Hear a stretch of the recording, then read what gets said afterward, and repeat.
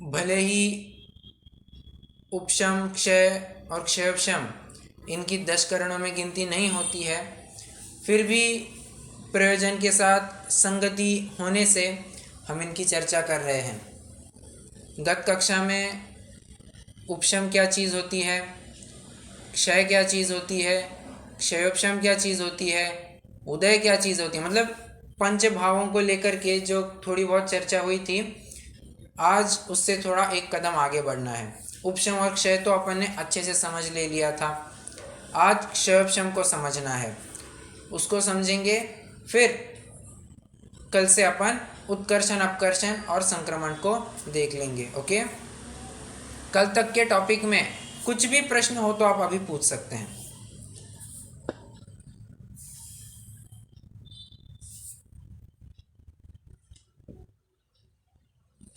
है कोई प्रश्न?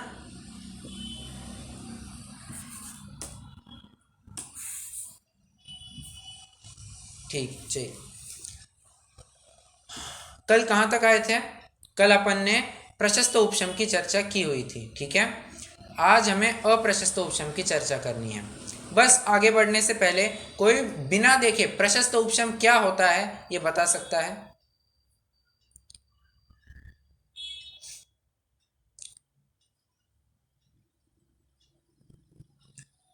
दर्शन मोह के कुछ हिस्से को आगे करना और कुछ को पीछे कर दिया, और उसका जो गैप, जो अंतरकरण हो गए, वो प्रशस्त।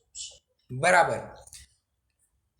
अपन ऐसा बोलेंगे, नहीं आपका बराबर है, कोई दिक्कत नहीं है, बस शब्द थोड़े से इसमें ऐड कर सकते हैं। दर्शन मोह जो उदय में आने वाला था, उन उदय में आने वाले कर्मों का हमने क्या किया, कुछ हिस्सा पीछे ले लिया और कुछ हिस्सा आगे दे दिया। ये मैं एकदम लेमन्स लैंग्वेज में बोल रहा हूँ। दर्शन मोह का क्या, जो उदय में आने वाले परमाणु है, जो उदय आने योग्य दर्शन मोह है, उसको हमने आगे पीछे किया है, ठीक है। तो जो आगे किया है बाद में, प्रथम उपशम सम्यक्तों के बाद में जो उदय में आएगा या जो हिस्सा है, उसको हम कहते हैं ऊपरी स्तन। और जो पहले ही आकर के खिरा दिए, पहले ही आकर के खिरा दिए कहना ठीक नहीं है, बट गैप के पहले हमने वो ला दिया, तो उसको कहेंगे अधस्तन वाला हिस्सा, ठीक है। और जो बीच में गैप किया है, अंतरकरण किया है, उसी को कहते हैं प्रशस्त उपशम, ठीक है। ध्यान रखना, मैं अभी आपको एक डिस्क्लेमर दे देता हूं। प्रशस्त उपशम यह मात्र और मात्र सम्यक दृष्टियों के पाया जाता है। अप्रशस्त उपशम तो जिन जिन जीवों को क्षयोपशम पाया जाता है, उन समस्त जीवों को अप्रशस्त उपशम पाया जाता है। अब कैसे, क्या, क्यों, इन सब की चर्चा आज की कक्षा में होगी, ठीक है। चलिए, वैसे अगर आपके पास प्रवेशिका होगी तो प्रवेशिका लेकर के बैठिए, क्योंकि उसमें से अपन क्षयोपशम की जरा परिभाषा पढ़ेंगे।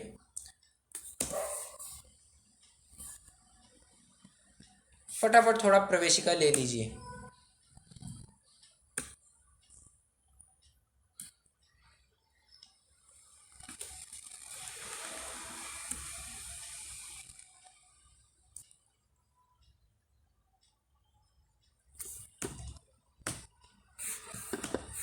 हाँ जी, आपने ले ली होगी प्रवेशिका, मैं ऐसा समझता हूँ।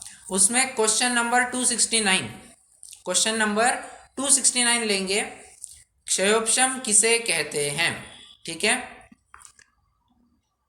देखिए मैं पढ़ता हूँ यहाँ से, 3 बिंदु में बनेंगे, 3 बिंदु में चर्चा बढ़ेगी। सबसे पहला, किसी कर्म के वर्तमान निषेक में सर्वघाती स्पर्धकों का उदयाभावी क्षय। ओके, मैं थोड़ा सा रिफ्रेम कर रहा हूँ सेंटेंस को। आगामी काल में उदय आने वाले कर्मों के निषेकों का सदवस्थारूप उपशम, दूसरा पॉइंट। और तीसरा, देशघाती स्पर्धकों का उदय, ऐसी उस कर्म की अवस्था को क्षयोपशम कहते हैं, ठीक है। हालांकि निषेक क्या है इसकी चर्चा तो अपन कर चुके हैं। जो कर्म का एक समय में जो जितने भी परमाणु खिरेंगे, उदय में आएंगे, उसको ही कहते हैं, उस कर्म के समूह को, गट्ठे को कहते हैं निषेक। ठीक है। अब प्रश्न एक और उपस्थित होता है, ये स्पर्धक क्या चीज होती है, और स्पर्धक में भी सर्वघाती, देशघाती, ये क्या बलाएं होती है, इसको हम थोड़ा सा अभी समझते हैं और उसके बाद क्षयपशम की परिभाषा अच्छे से समझेंगे। पहले मुझे ये बताइए कितने जनों ने बस मेरे साथ वो परिभाषा पढ़ ली है क्वेश्चन 269 में?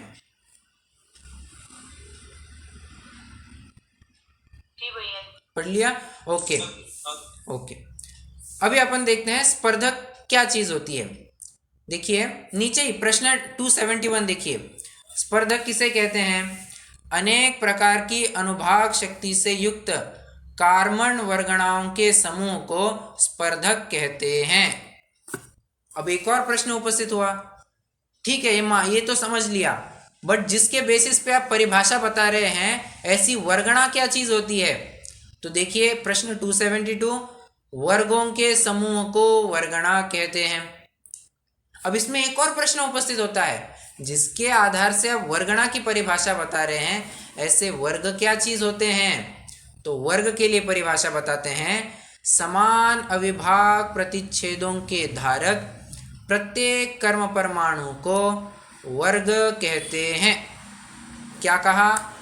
प्रत्येक कर्म परमाणु अपने आप में एक वर्ग है। क्या कहा? फिर से प्रत्येक कर्म परमाणु अपने आप में एक वर्ग है, परंतु कैसे कर्म परमाणु? जिनके अविभागी प्रतिच्छेद सेम पाए जाते हैं। मेरा एक प्रश्न है आपसे, इसकी चर्चा मैं प्रवेशिका में 100% करके आया हूं। अविभाग प्रतिच्छेद मतलब क्या? अविभाग प्रतिच्छेद से हम क्या समझते हैं? शक्ति। बहुत बढ़िया, करेक्ट। शक्ति कहिए, शक्ति के अंश कहिए, ठीक है। अपन वो इंटेंसिटी दिखाते हैं। अविभाग प्रतिच्छेद माने इंटेंसिटी, बराबर। तो जिन जिन कर्म परमाणुओं की शक्ति के अंश समान हो जाते हैं, मतलब मान लो किसी कर्म परमाणु के शक्ति के अंश 10 हो गए, उसी समय में दूसरे कर्म परमाणु के भी 10 हो गए, तो मैचिंग हो गए ना, बस उनका जो ग्रुप नहीं कह सकते, बट ऐसे समान अविभाग प्रतिच्छेद वाले कर्म परमाणु को हम वर्ग कहेंगे। ठीक है। अब ऐसे जब अनेक वर्ग मिलेंगे, समान अविभाग प्रतिच्छेद वाले, जब ऐसे अनेक वर्ग मिलेंगे, तब उनका ग्रुप कहेंगे वर्गणा। उनका ग्रुप को क्या कहेंगे? वर्गणा। और ऐसे जब वर्गणा अनेक प्रकार की अनुभाग शक्ति से युक्त कार्बन, अच्छा ठीक है, और ऐसे वर्गणाओं के समूह को हम कहेंगे स्पर्धक। कितने जन बात समझ रहे हैं? रूट है कर्म परमाणु, और प्रत्येक कर्म परमाणु को हमने वर्ग ऐसा कह दिया है। तो जब वर्गों का समूह बनेगा उसको क्या कहेंगे? वर्गणा। और जब वर्गणाओं का समूह बनेगा तब उसको क्या कहेंगे? स्पर्धक। कितने जन समझ रहे हैं?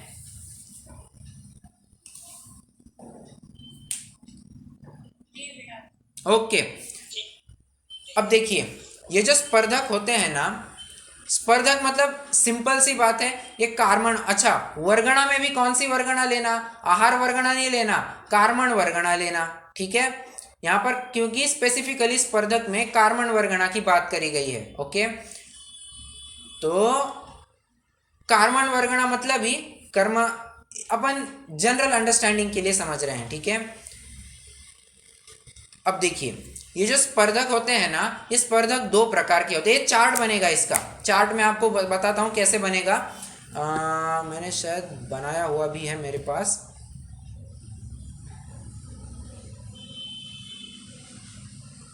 एक मिनट। ओके, देखिए एक कैसे कहूँ मैं, 3x3 का एक टेबल बनेगा। 3x3 का एक टेबल बनेगा। पहला जो सेल है वहां पर लिखेंगे प्रकृति, मतलब वो करते हैं ना, एक स्लैश बनाते हैं, नीचे प्रकृति लिखिए और ऊपर स्पर्धक लिखिए। दूसरे कॉलम की हेडिंग दीजिए देशघाती, और तीसरे कॉलम का हेडिंग दीजिए सर्वघाती। अब आइए नीचे की तरफ, प्रकृति में लिखना है। अब प्रकृतियां भी दो प्रकार की होती है, देशघाती प्रकृति और सर्वघाती प्रकृति। याद आ रहा है कि अपन ने कुछ देखा था, देशघाती प्रकृति, सर्वघाती प्रकृति, ऐसा कुछ देखा है, याद आ रहा है?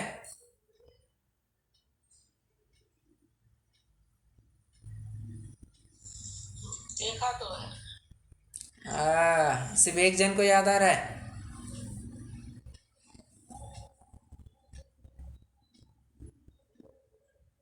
याद आ रहा है भैया जी, थोड़ा थोड़ा। ओके ओके, कोई बात नहीं। मतलब ये शब्द कहीं तो भी सुने हुए हैं, इतना तो भी है, बस कोई बात नहीं, अभी थोड़ा सा समझेंगे अपन। प्रकृति दो प्रकार की बताई, सर्वघाती प्रकृति और देशघाती। स्पर्धक भी दो प्रकार के बताए, सर्वघाती, देशघाती और सर्वघाती। ठीक है, सीक्वेंस कैसे भी बनाइए। मैंने यहाँ पर पहले देशघाती लिया है और सर्वघाती को बाद में लिखा है, दोनों तरफ, स्पर्धक में भी और प्रकृति में भी। ठीक है, अब देखिए, देशघाती जो प्रकृति होती है ना, प्रकृति की बात कर रहा हूं, देशघाती प्रकृति में दोनों प्रकार के स्पर्धक पाए जाते हैं। तो देशघाती प्रकृति के आगे दोनों कॉलम में टिक लगाएंगे। जो देशघाती स्पर्धक है और सर्वघाती स्पर्धक है, दोनों के लिए टिक लगाएंगे। किसके आगे? देशघाती प्रकृति के आगे। ये समझ रहे हैं कि मैं चार्ट कैसे बना रहा हूं?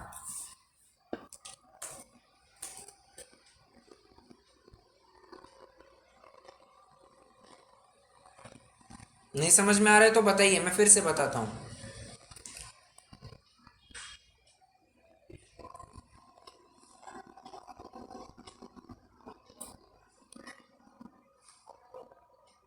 मेरी आवाज आ रही है? जी भैया जी, ऐसे थोड़ा थोड़ा बनाया है, लेकिन पूरा बनेगा तो ही मालूम पड़ेगा कि क्या ये। अच्छा, नहीं, बेसिक आउटलाइन तो समझ में आया है क्या? एक तरफ अपन लिख रहे हैं प्रकृति, मतलब नीचे की तरफ लिख रहे हैं प्रकृति, और साइडवेज लिख रहे हैं अपन स्पर्धक, दोनों प्रकार के, देशघाती और सर्वघाती। ठीक है, अब मेरे पास वो स्क्रीन शेयर करने का ऑप्शन नहीं है, नहीं तो मैं वो भी करके दिखाया रहता। ठीक है, देखता हूं मैं, कुछ हो सकता है क्या।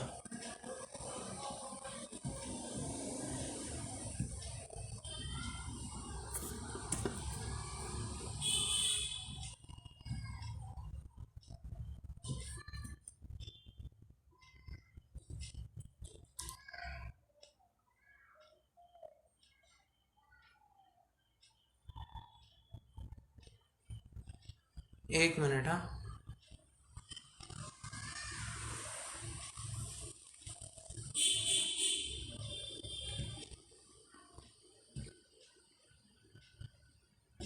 ठीक है, ये देखिए, मैंने आपको एक अभी व्हाट्सएप पर आपको एक मैसेज, इमेज, फोटो आया होगा, वो चार्ट बनाया हुआ है। ठीक है, उस हिसाब से बनाना है। अभी पहले मेरी तरफ ध्यान दीजिए, फिर आप समझ जाएंगे। देशघाती जो प्रकृति होती है ना, उस प्रकृति में देशघाती स्पर्धक भी पाए जाते हैं और सर्वघाती स्पर्धक भी पाए जाते हैं। क्या कहा? फिर से रिपीट। देशघाती प्रकृति में देशघाती स्पर्धक और सर्वघाती स्पर्धक दोनों पाए जाते हैं। ठीक है, परंतु सर्वघाती प्रकृति में सिर्फ और सिर्फ सर्वघाती प्रकार के स्पर्धक ही पाए जाते हैं। क्या कहा? सर्वघाती प्रकृति में सिर्फ और सिर्फ सर्वघाती स्पर्धक ही पाए जाते हैं। ठीक है, इसलिए वो देशघाती के नीचे सर्वघाती के सामने आपको क्रॉस दिख रहा होगा। ठीक है, चलिए, कितने जनों को ये चार्ट थोड़ा सा समझ में आया कि हाँ, कुछ तो मतलब यहाँ पर किस में कौन सी स्पर्धक पाए जा रहे हैं ये बताया जा रहा है, ये समझ में आ रहा है?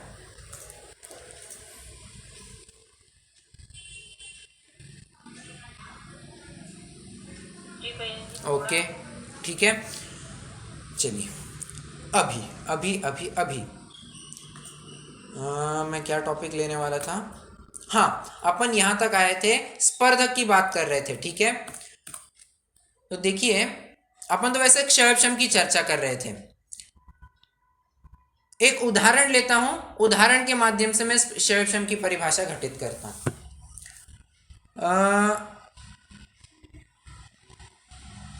अच्छा, ये टॉपिक अपन ने देखा है क्या कि अपना क्या कहते हैं, घाती कर्मों में कितनी प्रकृतियां देशघाती है और कितनी प्रकृतियां सर्वघाती, क्या ये टॉपिक अपन ने देखा हुआ है?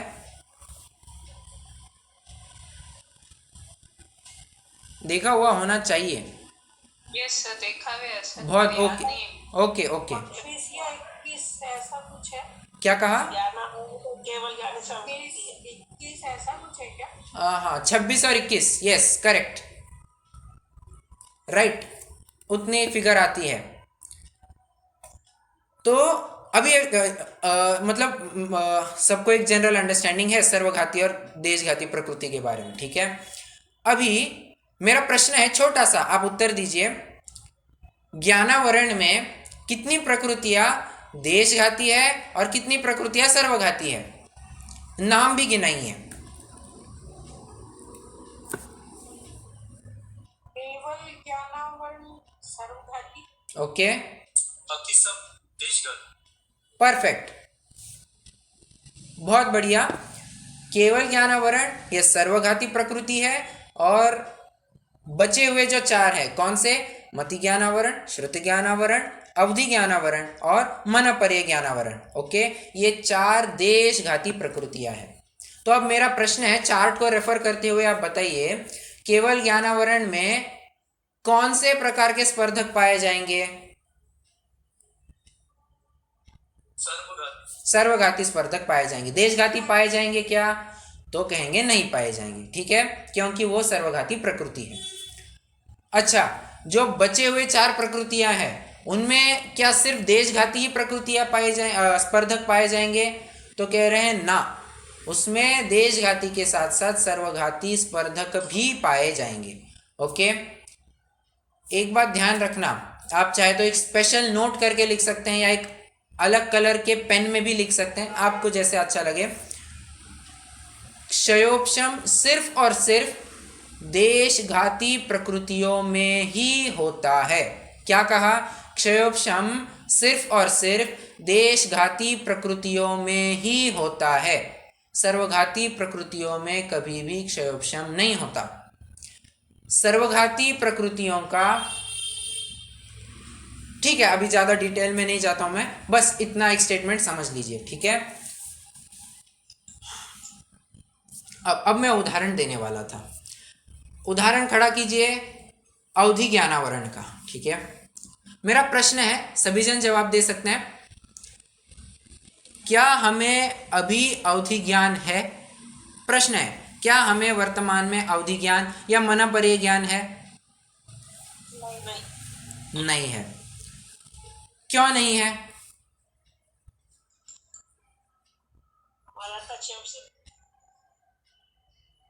देखिए, चलिए मैं बताता हूं। क्योंकि वर्तमान में अभी हमारे अवधि ज्ञान आवरण के सर्वघाती स्पर्धकों का उदय चल रहा है। अच्छे से समझना, बहुत बहुत बहुत टेक्निकल टॉपिक है, बट उतना ही इंपॉर्टेंट टॉपिक है। ये छूट गया तो बस कर्मों का सिद्धांत समझने में बहुत दिक्कत जाएगी अगर ये छूट गया तो, ठीक है।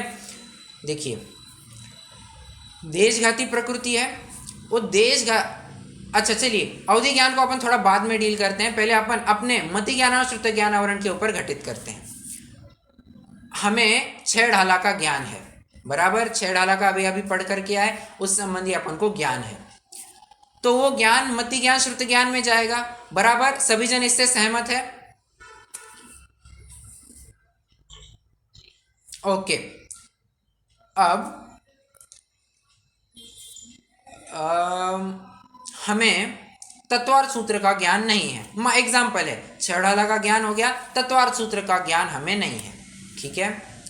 अब हो क्या रहा है, अपने मति श्रुत ज्ञान में हमें जिस जिस विषय का ज्ञान होता है उस संबंधी देशघाती प्रकृतियों का उदय चलता है, और जिन विषय का ज्ञान नहीं होता है उस संबंधी सर्वघाती स्पर्धकों का उदय चलता है।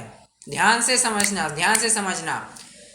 देशघाती प्रकृति में, फिर से देशघाती प्रकृति में जब भी किसी पर्टिकुलर विषय का उघाड़ नहीं होता है तो समझना उस विषय संबंधी सर्वघाती स्पर्धकों का उदय चल रहा है। और जिस किसी विषय का हमें ज्ञान होता है उस संबंधी कहेंगे हमारे देशघाती स्पर्धकों का उदय है। ओके, इससे अपन बात क्या कह रहे हैं, छह ढाला का ज्ञान, इसमें देशघाती स्पर्धकों का उदय चल रहा है और सर्वघाती तत्वार सूत्र संबंधी सर्वघाती स्पर्धकों का उदय चल रहा है। ठीक है, अब आइए अपने अवधि ज्ञान में।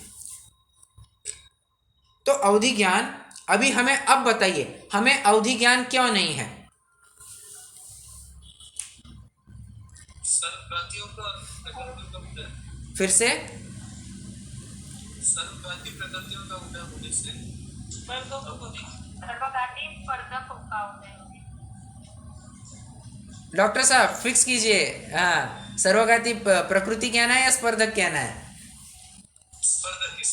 Okay fine.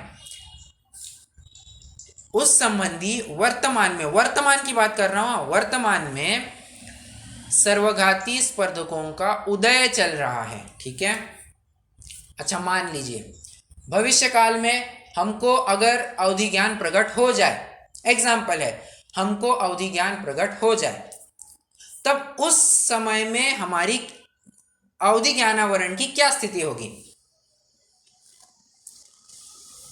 जब भी हमको अवधि ज्ञान प्रकट हो जाएगा, अवधि ज्ञानावरण कर्म की क्या स्थिति होगी? देशघाती स्पर्धकों का उदय। बराबर, देशघाती स्पर्धकों का उदय पाया जाएगा। ओके, तो प्रश्न है उन सर्वघाती स्पर्धकों का क्या हुआ? प्रश्न बहुत जायज है। उन सर्वघाती स्पर्धकों का क्या हुआ जो वर्तमान में उदय में आ रहे थे? तो कहते हैं उनका होता है उदयाभावी क्षय। अब मैं टॉपिक में उतर रहा हूं। ठीक है, पहला टर्म आप देख रहे होंगे, वर्तमान निषेक में सर्वघाती स्पर्धकों का उदयाभावी क्षय। मैं उदयाभावी क्षय को समझाने की कोशिश कर रहा हूं। ठीक है, देखिए उदयाभावी क्षय को थोड़ा समझेंगे। एक होता है आत्यंतिक क्षय और एक होता है उदयाभावी क्षय। क्या कहा? क्षय के दो भेद लिख लीजिए, चार्ट बनेगा। क्षय दो ब्रांचेस निकलेंगे, पहला आत्यंतिक क्षय, दूसरा भेद निकलेगा उदयाभावी क्षय। लिख लीजिए, फिर मैं धीरे धीरे प्रोसीड करता हूं। टाइटल क्षय का देंगे, पहला भेद लिखेंगे आत्यंतिक क्षय, दूसरा भेद लिखेंगे उदयाभावी क्षय। ठीक है, ध्यान रखना, ये बस ध्यान में रखने वाली बात है, नोट करे किया तो भी चलेगा, बट समझिए। क्षयोपशम में जो क्षय शब्द आया है और जो क्षयिक भाव में जो अपन क्षय समझते हैं, ये दोनों अलग अलग कंसेप्ट है। उसी प्रकार जो औपशमिक भाव वाला अपन उपशम कहते हैं ना, और क्षयोपशम में आए वाला उपशम, ये दोनों भी अलग अलग कंसेप्ट है। ठीक है, उसी को लेकर के मैंने क्षय के दो भेद बनाए, क्या? आत्यंतिक क्षय और उदयाभावी क्षय। ठीक है, आत्यंतिक क्षय मतलब क्या? ऐसा क्षय जहां पर कर्म सत्ता में से हमेशा हमेशा के लिए, हमेशा मतलब जब से निकल गया है, अनंत काल के लिए अब कभी भी सत्ता में नहीं आएगा। इसीलिए प्रवेशिका में आप क्वेश्चन नंबर 268 देखिए, क्वेश्चन नंबर 268, क्षय किसे कहते हैं? तो कर्म की आत्यंतिक निवृत्ति को क्षय कहते हैं। मतलब हमेशा हमेशा के लिए जीव के साथ अभी छुट्टी हो गई, जीव के साथ कभी भी संपर्क में नहीं आएगा, उसे कहते हैं आत्यंतिक निवृत्ति या आत्यंतिक क्षय। कितने जन समझ रहे हैं ये क्या होता है? आत्यंतिक क्षय क्या होता है?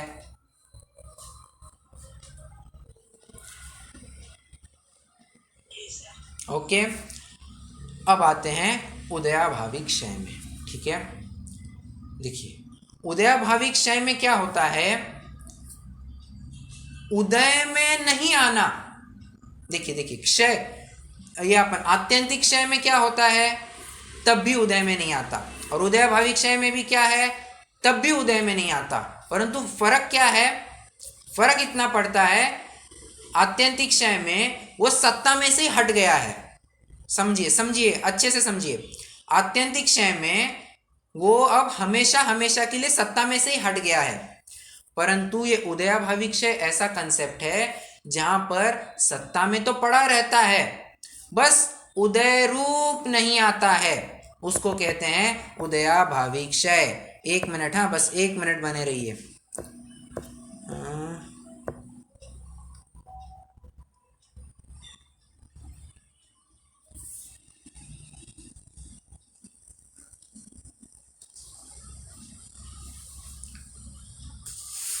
ठीक है, परंतु ये जो सर्वघाती स्पर्धकों की अपन बात कर रहे थे कि इनका क्या हो गया, तो इनका क्या हो गया, ये अभी देशघाती रूप हो होकर उदय में आ रहे हैं। आप चाहे तो इसी को उदयाभावी क्षय कह दीजिए। यहाँ पर परिभाषा भी होगी, कर्मों की विभिन्न अवस्थाएं उदयाभावी क्षय, उदयाभावी क्षय। हाँ देखिए देखिए, बिना फल दिए, प्रश्न नंबर 276 276, उदयाभावी क्षय किसे कहते हैं, बिना फल दिए आत्मा से कर्म का संबंध छूटना उदयाभावी क्षय कहलाता है। हैं, ऐसे कैसे संबंध छूटना बिना फल दिए, अरे बिना फल दिए मतलब सर्वघाती रूप बिना फल दिए। ये कितने जन ये क्रक समझ गए, अगर ये समझ लिया ना, उदयाभावी क्षय इज वेरी वेरी सिंपल। कितने जन समझ रहे हैं,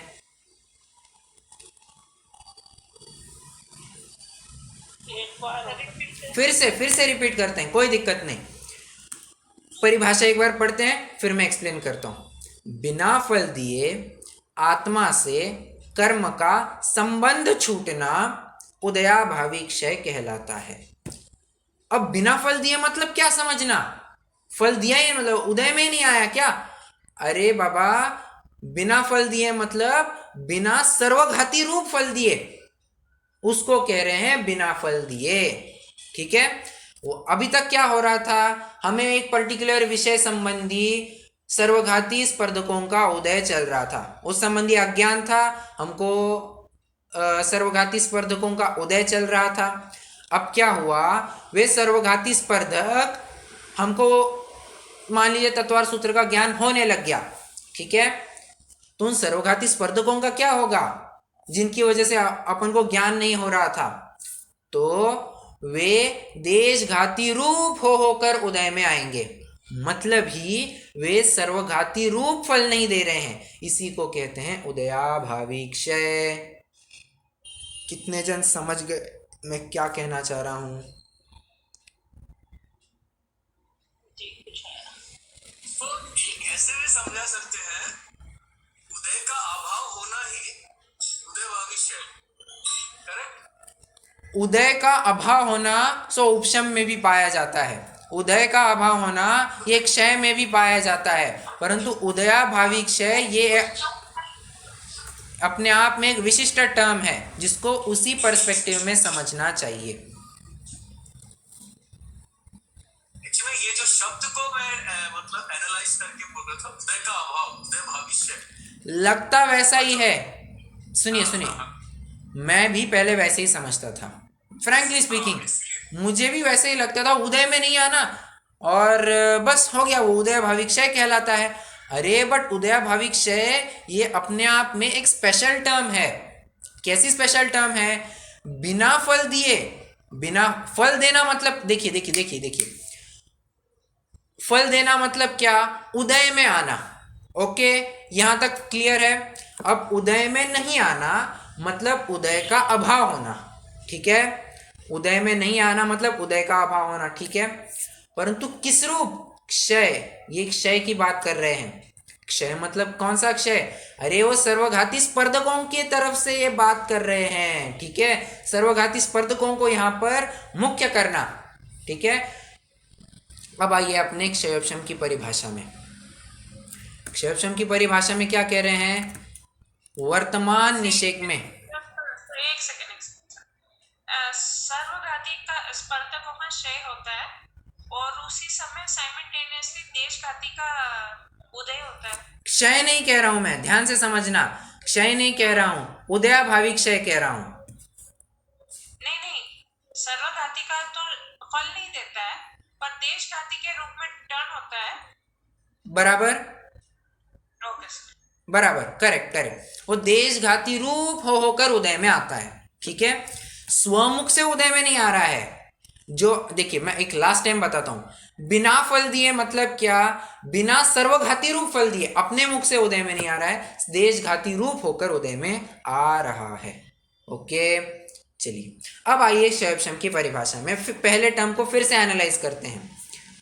किसी कर्म के वर्तमान निषेक में सर्वघाती स्पर्धकों का उदयाभावी क्षय। अब मुझे समझता है कि आप इस परिभाषा को अच्छे से एनालाइज कर पा रहे होंगे। सर्वघाती स्पर्धकों का उदयाभावी क्षय हुआ मतलब क्या? वे फल नहीं दे रहे हैं। किस रूप फल नहीं दे रहे हैं? अरे स्वमुख से फल नहीं दे रहे हैं, उसका नाम उदयाभावी क्षय कह दिया, ठीक है। अब किस रूप फल दे रहे हैं? देशघाती रूप होकर उदय में आ रहे हैं। परमुख बोलते हैं, स्वमुख होकर नहीं दे रहे तो परमुख होकर दे रहे हैं। बराबर,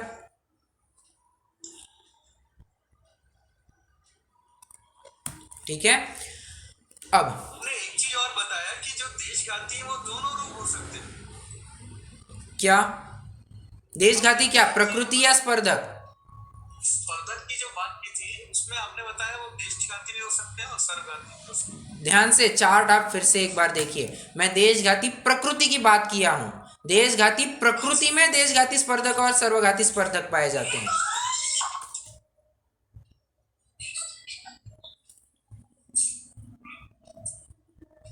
ओके, एक बार प्रकृति और स्पर्धक को थोड़ा सा बताइए। स्पर्धक, स्पर्धक क्या कहा था? कार्बन वर्गणाओं का समूह, ठीक है।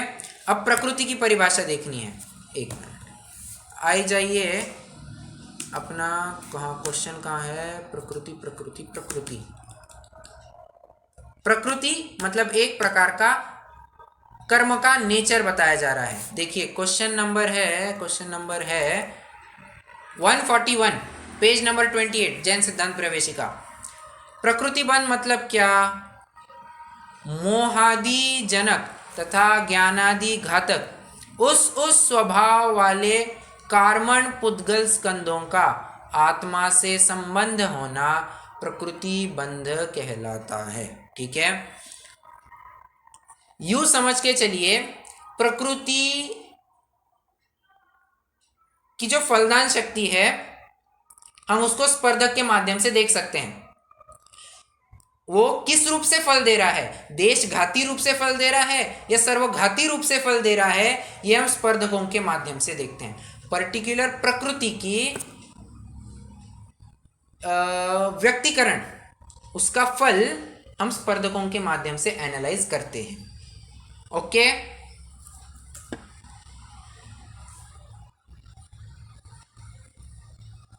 या नहीं समझ में आ रहा है?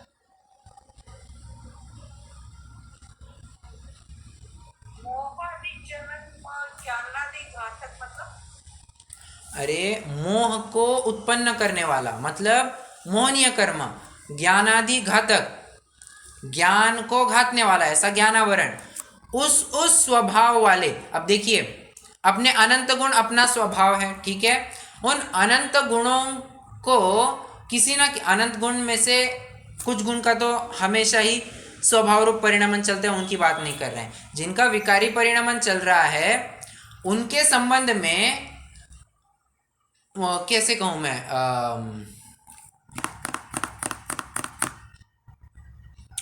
उसके अशुद्ध परिणमन में जो प्रकृति या जो कर्म निमित्त होता है उसे प्रकृति कहते हैं। ये थोड़ा सा टेक्निकल लग रहा होगा but I am helpless in this case. अगर आपको प्रकृति वन और अच्छे से समझना होगा ना तो मेरी एक रिक्वेस्ट है, आप प्रवेशिका का वो लेक्चर जाकर के फिर से रेफर कीजिए। अभी फिर से बताना थोड़ा कठिन ज़रूर जाएगा क्योंकि मुझे फिर से उस टॉपिक में जुड़ना पड़ेगा, ठीक है। तो एक रिक्वेस्ट है, आप वहीं से जाकर के रेफर कीजिए। अभी तो मैं स्पर्धक और प्रकृति में बेसिक क्या अंतर होता है ये तो बता दिया हूँ, ठीक है। प्रकृति का व्यक्तिकरण किस रूप से होगा, देशघाती रूप से या सर्वघाती रूप से, ये हम स्पर्धकों के माध्यम से नापते हैं, ठीक है। ओके, अब आइए अपने क्षयक्षम की परिभाषा में क्या कह रहे हैं। वर्तमान कालीन सर्वघाती स्पर्धकों का उदयाभावी क्षय, पॉइंट नंबर 1 हो गया। पॉइंट नंबर 2, आगामी काल के उदय आने वाले कर्म के निषेकों का सदवस्थारूप उपशम। वाह वाह वाह, दूसरा टर्म आ गया क्या, सदवस्थारूप उपशम।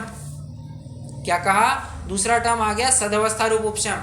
अब इसको थोड़ा समझते हैं, ध्यान रखना। उदयाभावी क्षय वर्तमान के समयों का कह रहे हैं और सदवस्था रूप उपशम ये आगामी भविष्यकालीन कर्म परमाणुओं के लिए कह रहे हैं, कर्म निषेकों के लिए कह रहे हैं, ठीक है। तो कंफ्यूज मत हो जाना।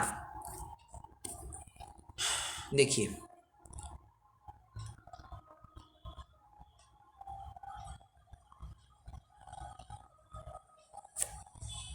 हाँ, अब सदवस्था रूप उपशम भी ज़्यादा टफ नहीं है, ठीक है। उपशम और सदवस्था रूप उपशम इनमें अंतर होता है, ठीक है।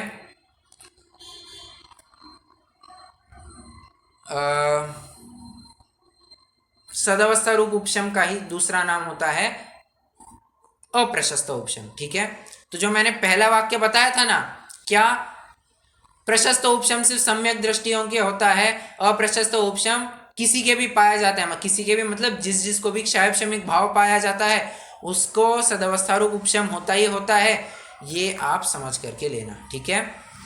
अब सदवस्थारूप उपशम क्या होता है ये थोड़ा समझिए। प्रश्न पढ़ते हैं फिर अपन उसको एनालाइज करते हैं।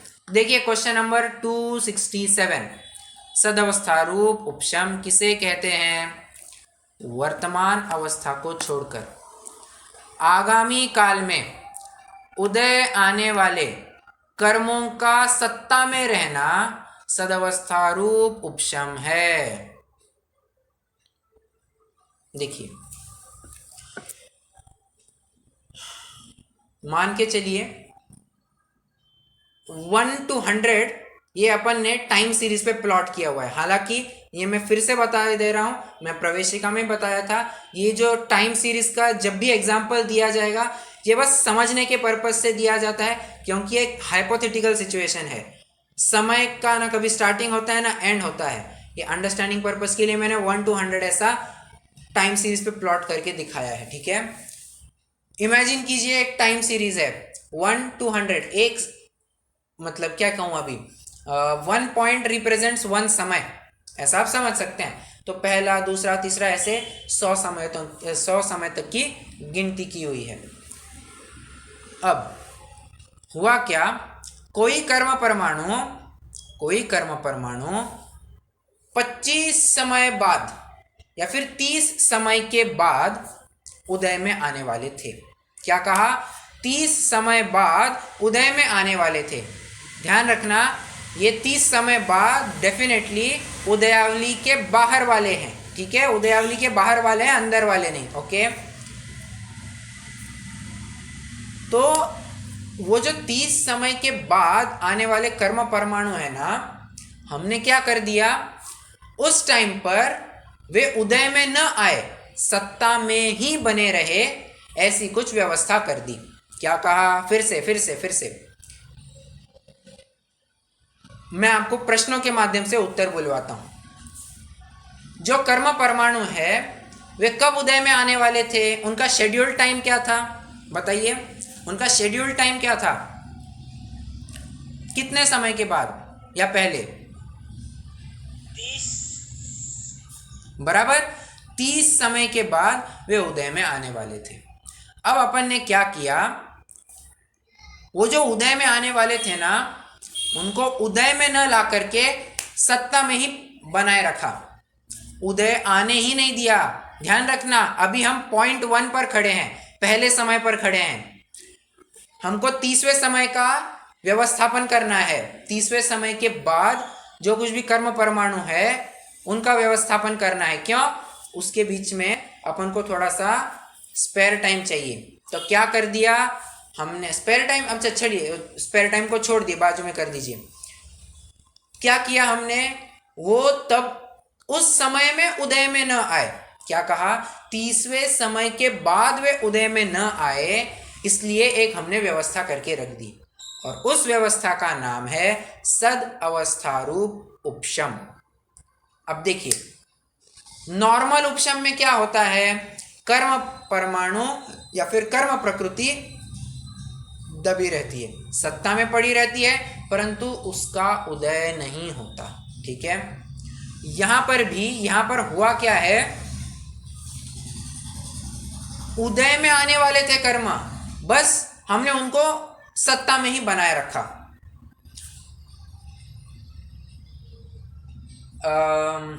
कैसे बताऊं मैं, देखिए अब यहां पर जो उपशम कह रहे हैं ना, सद अवस्था रूप उपशम, ये भी ध्यान से समझना, सर्वघाती स्पर्धकों रूप उपशम बता रहे हैं। आहा, आज तो भाई साहब पूरा बाउंसर जा रहा है, आज तो समझ में ही नहीं आ रहा है। फिर से अच्छे से समझिए, उदयाभावी क्षय में क्या देखा था, बिना फल दिया, बिना फल दिए, किस रूप बिना फल दिए, अरे सर्वघाती रूप बिना फल दिए, वो हमने उदयाभावी क्षय में देखा था। Same concept, same to same concept सदवस्थारूप उपशम में भी लगाना। क्या, सदवस्थारूप उपशम में सर्वघाती स्पर्धक रूप उपशम कह रहे हैं। क्या कहा, सर्वघाती स्पर्धक रूप उपशमित रहना, सो सदवस्थारूप उपशम। ध्यान रखना, उदयाभावी क्षय वर्तमान समय को लेकर के होता है, सदवस्थारूप उपशम ये भविष्यकालीन क्या कहते हैं, कर्म प्रकृतियों को लेकर के होता है, इसलिए कंफ्यूज मत होना। तथा नॉर्मल उपशम और सदवस्था रूप उपशम में भी कंफ्यूज मत होना, क्योंकि नॉर्मल उपशम जो होता है वो वर्तमान के समय को लेकर के होता है, और जो सदवस्था रूप उपशम होता है वो भविष्यकालीन कर्म परमाणु, कर्म प्रकृतियों के ऊपर होता है। कितने जनों को अंतर समझ में आया, क्या बता रहे हैं?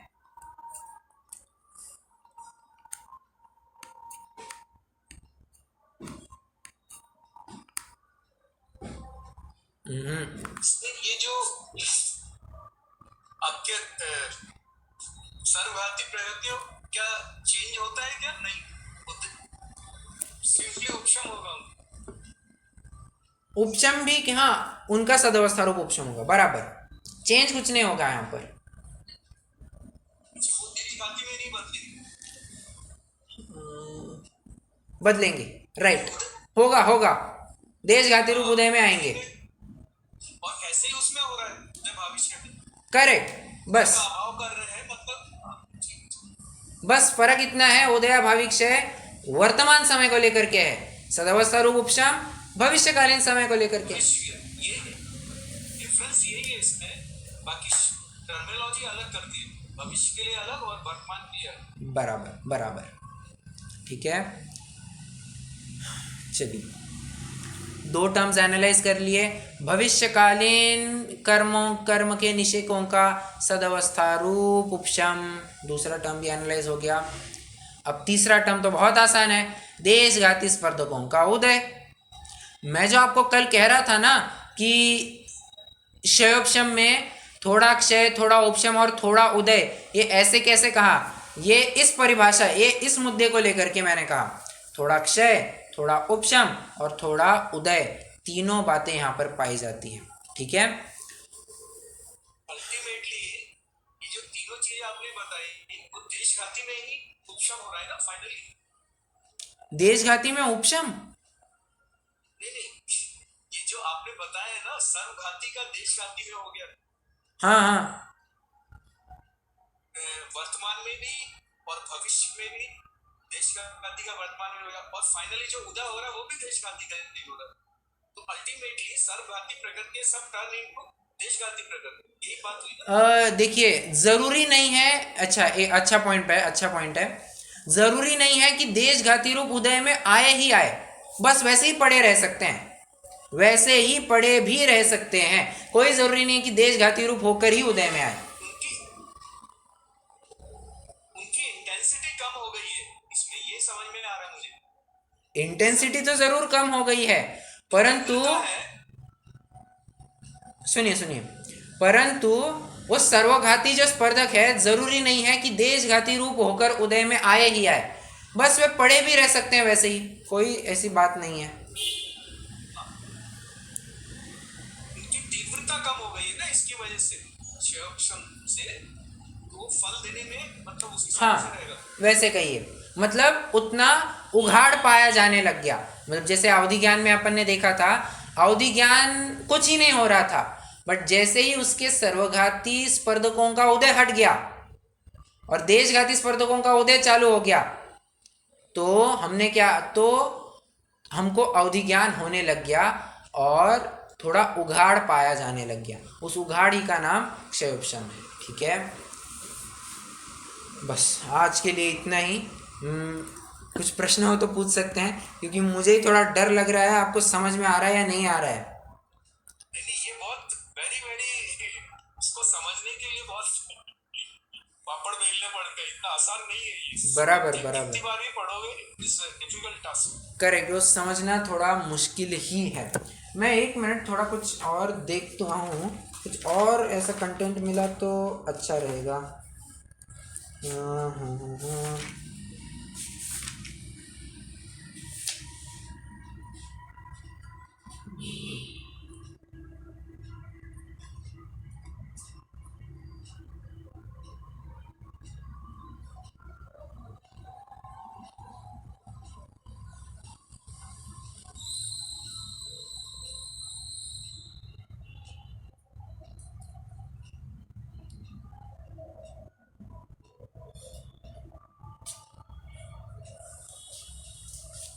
मैंने एक चीज और इसमें ऑब्जर्व किया, मैंने कहीं से नोट भी किया ये, हाँ उदय का अभाव ही अप्रशस्त उपशम या सद अवस्था रूप उपशम, अनंतानुबंधी का अप्रशस्त उपशम सद अवस्था रूप उपशम सेम है। जो कर्ण तीन कर्णों के बिना ही सत्ता में स्वयं दबा हुआ रहे, वो अप्रशस्त उपशम कहलाता है। फिर से, जो कर्ण तीन कर्णों के बिना ही, उत्तरी कर्ण होते हैं ना, हाँ हाँ हाँ, जो कर्ण तीन कर्णों के बिना ही सत्ता में स्वयं दबा हुआ रहे, वो अप्रशस्त उपशम। ऐसा मैंने कहीं से लिखा है, मैं याद कर रहा हूँ। ये गुणस्थान विवेचन में भी वो बात आई है, जो कर्म तीन कर्णों के बिना ही सत्ता में स्वयं दबा हुआ रहे, उसे अप्रशस्त उपशम कहते हैं। ठीक है, अच्छा, ये भी लिखा है, सम्यक दर्शन के समय जब तीन कर्ण होते हैं, वे दर्शन भूमि कल्प के उपशम के लिए होते हैं। बराबर, अनंतानुबंधी कसाय को दबाने के लिए नहीं, परंतु अनंतानुबंधी का सद अवस्था उपशम अप्रशस्त उपशम अपने आप होता है, ऐसा लिखा है। बराबर बराबर, अपने आप होता है। अब ये अनंत अनुबंधी के भी अलग से कंसेप्ट होते हैं, उनकी उसकी भी संयोजना है, अप्रशस्त उपशम है, ये सब अलग विषय है। ये थोड़ा गुणस्थान के विषय में जैसे जैसे आगे बढ़ेंगे तब समझा जाएगा। अभी तो अपना थोड़ा यहीं पर अच्छा है। वर्तमान समय छोड़कर, बराबर बराबर, वर्तमान समय छोड़कर आगामी काल में उदय आने वाले कर्मों का सत्ता में पड़े रहने का अवसर। ठीक है, तो वही बात है।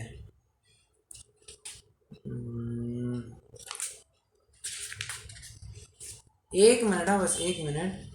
जब सर्वघाती स्पर्धकों का उदय हो तब आत्मा के गुण की तनी हुई अभिव्यक्ति नहीं, इसलिए उदय आत्मा गुणों की किंचित भी अभिव्यक्ति न होने के निमित्त नहीं।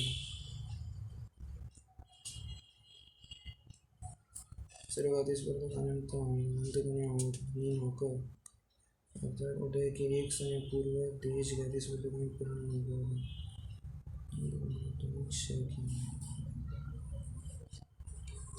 ठीक है, एक छोटा सा पॉइंट शेयर करूं क्या, मतलब वैल्यू एडिशन हो सकता है। सभी जन तैयार है? ओके ठीक है। प्रश्न एक उपस्थित होगा, जब दोनों ही अवस्थाएं समान लग रही है अपन को, तो उदयाभावी में के साथ क्षय ऐसा शब्द क्यों जोड़ा? बराबर है, जायज सा प्रश्न है। उदयाभावी के साथ क्षय ऐसा शब्द क्यों जोड़ा? देखिए, जैसा डॉक्टर साहब ने अभी अभी थोड़ा पहले कहा कि उदय का नहीं होना, उदय का अभाव वही उदयाभाव, ठीक है, नो प्रॉब्लम। परंतु क्षय ऐसा क्यों जोड़ा, इसका भी मैं आपको रीजन पढ़ के दिखाता हूँ। ये मेरे सामने है, गुणस्थान विवेचन की किताब है, पेज नंबर 39, वहाँ पर आपको क्वेश्चन नंबर 49 में मिल जाएगा। देखिए, सर्वघाती स्पर्धक अनंत गुणे हीन होकर अर्थात उदय के एक समय पूर्व देशघाती स्पर्धकों में परिणत होकर उदय में आते हैं। उन सर्वघाती स्पर्धकों का अनंत गुणहीनत्व ही क्षय कहलाता है। अब समझ में आया क्षय इस शब्द का प्रयोग क्यों किया है। वो उनकी शक्ति एकदम घट जाती है। क्या करते हैं वो सर्वघाती स्पर्धक, अनंत टाइम्स इफेक्ट देते हैं। अब सर्वघाती स्पर्धक का उदय तो नहीं रहा, उसकी शक्ति एकदम कम हो गई, तो उसकी शक्ति का कम होना, अनंत गुणहीनत्व ही उसका क्षय कहलाता है। और वो उदय में नहीं आ रहा है, इसलिए कहा उदय अभावी क्षय।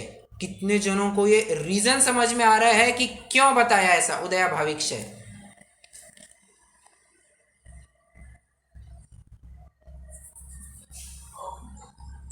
की वजह से बहुत बोल रहे हैं ना क्षय। क्या कहा? उसका हीनता हो रही है बराबर, इसलिए इसको क्षय के रूप में। बराबर बराबर। क्या बात है, सिर्फ 2 जन ने हाँ कही है। इतना आसान नहीं है, इसको समझना ना। जरूर समझना तो कई बार करना पड़ेगा, समझना पड़ेगा, तो होगा। बहुत डिफिकल्ट है होता है।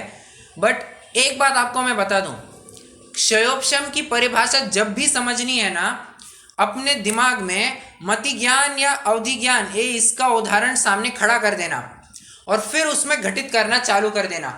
मैं बताता हूँ आपकी क्षयोपशम की परिभाषा कभी गलत नहीं होगी। बहुत आसान है, मैं आपको बस एक बार रिवाइज करा देता हूँ और फिर ज़्यादा मैं अभी नया विषय तो नहीं उठाता हूँ। वर्तमानकालीन सर्वघाती स्पर्धकों का उदयाभावी क्षय, भविष्यकालीन उन्हीं स्पर्धकों का सदवस्थारोप उपशम और किन्हीं देशघाती स्पर्धकों का उदय, इस कर्म की अवस्था को क्षयोपशम कहते हैं। ठीक है, अब अवधि ज्ञानावरण को सामने खड़ा कीजिए। अवधि ज्ञानावरण में ये देशघाती प्रकृति है।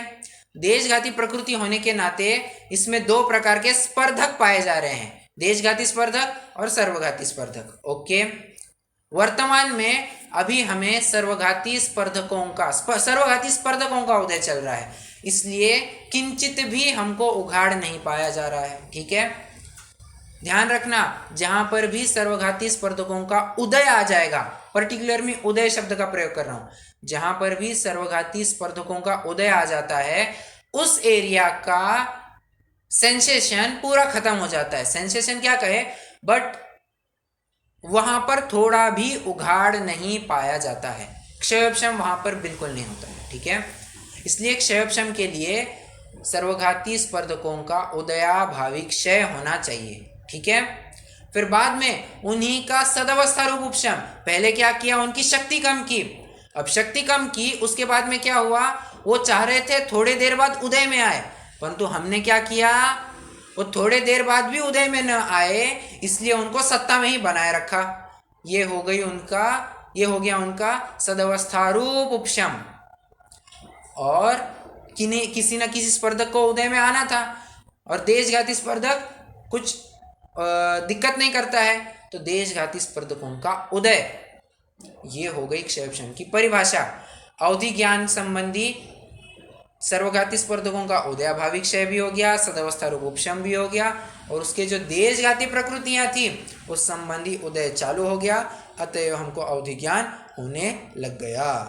ओके, चलिए रुकते हैं, कोई प्रश्न हो तो आप पूछ सकते हैं।